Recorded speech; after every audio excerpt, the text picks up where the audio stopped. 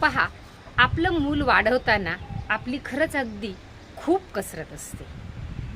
आई म्हणून आपण त्याची प्रत्येक गोष्ट पूर्ण करण्याकडे आपला खूप कल असतो. काय होतं पहा, आपण आपल्या मुलांच्या इच्छा जरा जास्तच पुरवत जातो आणि मग नकळतपणे त्याला प्रत्येक गोष्ट स्वतःला असण्याची एक जास्त सवय लागते. पहा,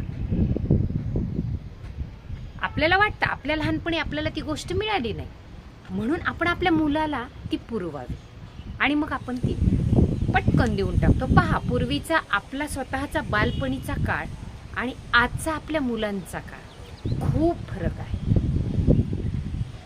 आपल्या लहानपणी मोठं कुटुंब असायचं. बहुतांश शालेय वस्तू असतील किंवा घरामधील वस्तू असतील सगळ्यांमध्ये एक असायची किंवा कमी प्रमाणात असायची. पण आताची मुलं कसे आहेत पहा, विभक्त कुटुंब पद्धती आली आणि प्रत्येक आई वडील हे नोकरी करणारे म्हणा, जॉब करणारे म्हणा किंवा चांगल्यापैकी मिळकत करणारे झालेले आहे. म्हणून आपल्याला काय वाटतं की आपल्या लहानपणी ही गोष्ट आपल्याला मिळाली नाही, मग आपल्या मुलाला तर आपण द्यायलाच पाहिजे. मला हे असतं तर मी असं झालो असतो, मग आता माझ्या मुलाला काही कमी पडू नये असा एक ध्यासच म्हणून आपण घेतलेला असतो. पहा, हे काही चुकीचं नाहीये, परंतु या भावनेमधून काय होतं पहा, कधी कधी मुलांनाही देण्याचा अतिरेक होतो, मग त्याची किंमत मुलांना कळत नाही. मग पहा, साधं उदाहरण घेऊ आपण की मुलांनी एक पेन मागितलं तर आपण काय करतो पहा, 5 पेनांचं पॉकेट लगेच मुलाच्या हातात देतो. उद्देश चांगला असतो की मुलांनी संपल्यानंतर तो वापरावा किंवा आपल्याला ज्यावेळेस असेल नसेल किंवा आपण घरी उपलब्ध त्यासाठी असूत नसूत, मग हे धर आणि तुझ्याकडे हे 5 हे पेन ठेव. पण मुलाला काय होतं पहा,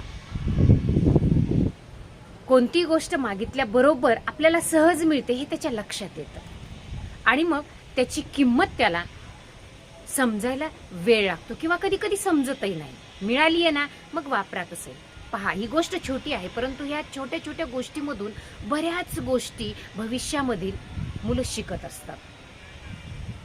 मग एखादी गोष्ट मुलाने आपल्याला भरपूर वेळेस मागितल्यानंतर किंवा 2 गोष्टी मागितल्या तर 1 गोष्ट द्यावी. म्हणजे त्याची आणखी महत्त्वाची गोष्ट म्हणजे पहा, घरामध्ये आपण सायंकाळी दिवा लावतो त्यावेळेस आवर्जून आपल्या मुलांना आपल्या सोबत घ्या. शुभं करोती सारखे श्लोक म्हणा. समर्थ रामदासांच्या मनाचे श्लोक सारखे श्लोक सुद्धा आपण म्हणू शकतो. पहा, आपण म्हणतो शिवजयंती आली किंवा डॉक्टर बाबासाहेब आंबेडकर जयंती आली, हे जे महापुरुष आहेत हे सहजासहजी घडलेले नाही आहेत.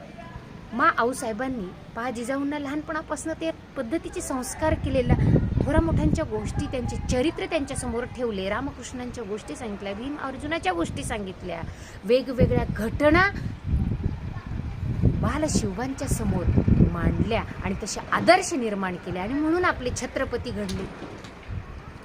म्हणजे थोडक्यात काय तर मुलांना आपण पहा, आता मोबाईल आहेत, सोर्सेस भरपूर आहेत, TV आहेत किंवा वेगवेगळे इंटरनेटच्या माध्यमातून आपण मुलांच्या समोर मॉरल स्टोरी असते किंवा त्या पद्धतीने आपण चांगले आदर्श जर मुलांच्या समोर निर्माण केले तर मुलं काय करणार आहेत, ते ऐकणार आहेत, ते पाहणार आहे. पाहण्यातून मुलांच्या जास्त लक्षात येतं. म्हणून आपण जेव्हा देवाच्या समोर दिवाबत्ती करतो किंवा घरामध्ये काही धार्मिक विधी असतील, सण उत्सव असतील, हे आपल्या भारतीय संस्कृतीमधून जेव्हा साजरे करत असतो तेव्हा मुलांना आवश्यक जाणीवपूर्वक ह्या गोष्टी जर त्यांच्यासमोर दिसल्या तर मुलांनाही कळतं की नाही, हे खूप चांगलं आहे जे आपल्या घरामध्ये होतं आहे. आणि मग चांगल्या गोष्टी पाहिल्या की मुलं त्याचं अनुकरण करतात आणि मग ते त्या पद्धतीने त्यांच्या मनावरती एक धार्मिकतेतून किंवा आपल्या संस्कृतीच्या माध्यमातून, इतिहासामधून एक चांगल्या गोष्टी त्यांच्यासमोर मांडल्या जातात आणि तसे मनाचे संस्कार, मनावर ते अनुकरण त्यांच्या नकळतपणे घडतं आणि यामधूनही त्यांच्या एक सकारात्मक गोष्टी त्यांच्या लक्षात येतात आणि त्या पद्धतीने मुलं करण्याचा प्रयत्न करतात. पहा, आपल्या घरी जेव्हा पाहुणे येतात पहा, किंवा बाहेरची लोक येतात, तेव्हा मुलांच्या खूप साऱ्या चांगल्या गोष्टी पण असतात पहा. मग या चांगल्या गोष्टी आपण आवर्जून घरातील किंवा घरामध्ये आलेल्या व्यक्तींच्या समोर जर मांडल्या तर पहा मुलं नोट करतात पहा की नाही, मी खूप चांगल्या गोष्टी करतो, हे तो नोट करत असतो. त्याला आपण शाबासकी देतो असं त्याला बरोबर आहे पहा. आपल्याला सुद्धा आपल्या चांगल्या गोष्टीसाठी आपल्याला आपल्या घरातील मोठ्या मंडळींनी किंवा इतरांनी चांगलं म्हटलं की आपल्याला आणखी चांगल्या गोष्टी करायला मंद जावतं. तसं लहान मुलांचं असतं पहा. त्यांना प्रबोधन खूप आवडतं, त्यांना शाबासकी आवडती, त्यांना वाहवा आवडती, स्तुती आवडती. आणि स्तुती कोणाला आवडत नाही आहे पहा. माणूस स्तुतीप्रियच आहे. म्हणून मुलांच्या चांगल्या गोष्टी इतरांसमोर मांडण्याचा प्रयत्न करा. आपण नकळतपणे शक्यतो काय करतो, घरी आल्यानंतर हा असाच आहे, ती तशीच आहे, तो ऐकतच नाही आहे, मोठ्यांचा आदरच करत नाही असं सांगतो. मग मुलं जास्तच त्या पद्धतीने वळण्याचा प्रयत्न करतात. त्यापेक्षा चांगल्या गोष्टी आपण मांडूयात आणि त्याला प्रबोधन करूयात, त्याची स्तुती करूयात. पहा, मुलं निश्चित चांगल्या गोष्टी करतील, आणखी चांगल्या करतील आणि निश्चित आपल्या मनाला चांगलं वाटेल अशा त्या गोष्टी करण्यासाठी प्रमुख होते. सगळ्यात महत्त्वाचं, मुलं जेव्हा हळूहळू मोठी होतात मग त्याचे मित्र कोण, त्याची संगत काय आहे, तो कोणत्या मित्रांसोबत राहतो, कुठे जातो, या पद्धतीसुद्धा या गोष्टीसुद्धा त्याच्या वागण्यावर खूप सारा परिणाम करतात. पहा, मूल थोडं मोठं झालं की आपल्या सहवासातून ते बाहेर जातं आणि मग मित्रांचं त्याला संगत लागते आणि मग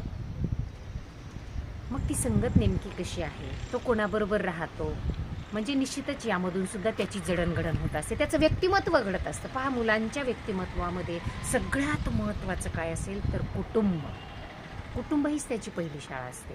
आणि मग कुटुंबातील व्यक्ती, प्रामुख्याने आई वडील, आपण स्वतः जेव्हा आपला आदर्श आपल्या मुलांसमोर ठेवतो म्हणण्यापेक्षा मुलांच्या अनुकरणातून ते पाहत असतात. आपल्याला वेगळं करायची गरज नाही. म्हणजे यासाठी काय की आपण स्वतः जाणीवपूर्वक चांगल्या गोष्टी करण्याचा, चांगल्या बोलण्याचा, आपल्या कामाचा ताण आपण आपल्या वर्तनातून न दिसू देता चांगल्या गोष्टी त्याच्यासमोर मांडल्या तर मुलं हे पाहतात आणि आपोआप घडत जातात.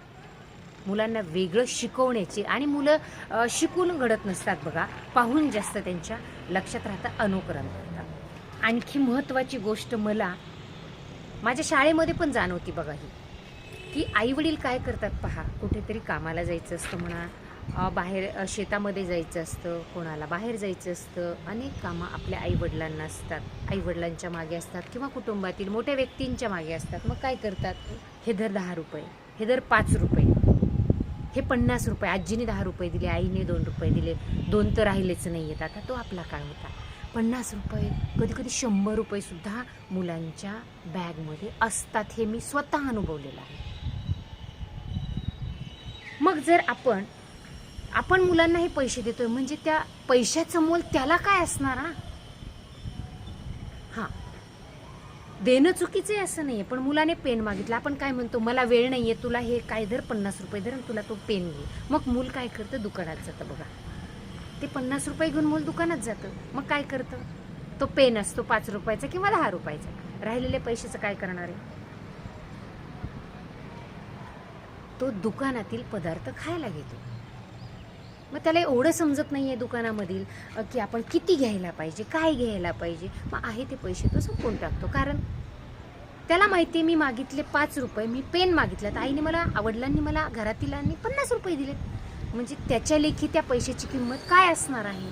मग हे करण्यापेक्षा थोडा वेळ लागू दे, पण मुलांना शालेय वस्तू असतील किंवा एखादी वस्तू असेल, त्याला जोपर्यंत समज येत नाही तोपर्यंत स्वतः वस्तू घेऊन द्या.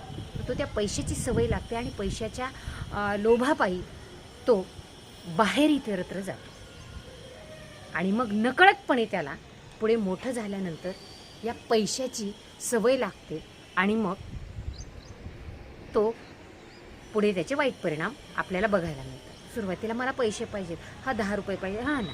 खायलाही वस्तू एखादी द्यायची असेल तर आपण स्वतः आईने छान पदार्थ हॉटेलमधल्यासारखा भलेही नसू द्यात, परंतु हा घरचा आहे, मी सांगितलं यापूर्वीचं कसं हा, त्यामध्ये आपण मुलांना सांगू शकतो की घरचा पदार्थ काय असतो. मग या पद्धतीनं आपण जर मुलांना प्रेमानं हाताळलं तर निश्चित मुलांना ही गोष्ट रुचते, पचते, त्याला आवडते आणि तो काय करतो त्या पद्धतीनं काय करणार आहे, आपल्याशी छानपणे वागणार आहे, त्याची जडणघडण चांगली होणार आहे, त्याचं व्यक्तिमत्व प्रभावी होणार आहे आणि यामधूनच तो काय होणार आहे, घडत जाणार आहे. म्हणून आपण काय करणार आहोत, ज्या ज्या काही चांगल्या गोष्टी आहेत त्या प्रत्यक्ष मुलांच्या समोर अनुकरणातून कशा जाणार आहेत हे पाहूयात आणि छोट्या छोट्या गोष्टीमधून आपलं मूल भविष्यामध्ये मोठ्या मोठ्या चांगल्या गोष्टी कसं करणार आहे यासाठी प्रयत्न करूया. चला आज इथेच थांबूयात. धन्यवाद.